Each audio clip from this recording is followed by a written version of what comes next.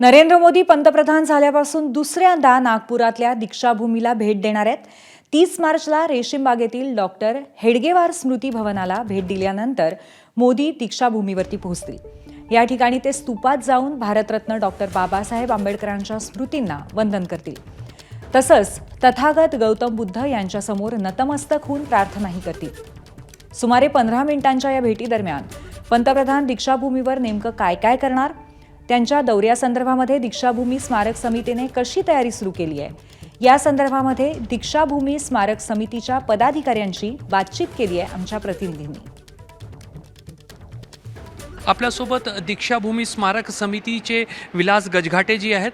विलासजी, काय माहिती आपल्यापर्यंत आली आहे पंतप्रधानांच्या दौऱ्याची आणि समितीने काय तयारी केली आहे? काल माननीय जिल्हाधिकारी आणि पोलीस कमिशनर यांनी एक बैठक घेतली आणि त्या बैठकीत संपूर्ण आढावा आला। त्या बैठकीमुळेच दीक्षाभूमीची प्रधानमंत्र्यांची भेट हे निश्चितपणे समजले जाते। अजून एसपीजीची विजिट व्हायची आहे।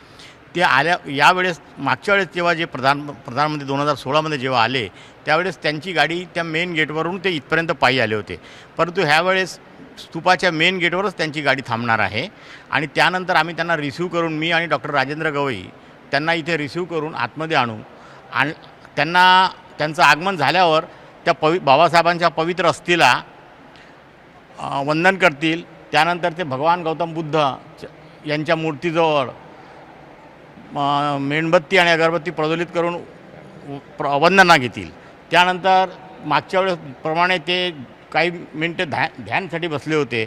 आम्ही ती व्यवस्था करणार आहोत। जर प्रधानमंत्र्यांची इच्छा असेल तर ते बसतील, पण आम्ही सर्व प्रकारची त्यांच्या स्वागताची तयारी करून ठेवलेली आहे। मात्र मागच्या वेळेलाही इथली माहिती त्यांनी एवढ्या आपुलकीने घेतली होती की जवळपास 30 ते 40 मिनिटं पंतप्रधान या ठिकाणी होते आणि यंदाही शक्यता आहे की पंतप्रधान या ठिकाणी भरपूर वेळ जे आहेत ते देतील। कॅमेरामॅन अतुल हिडेसह रजत वशिष्ठ, एबीपी माझा, नागपूर। एबीपी माझा, उघडा डोळे बघा नीट।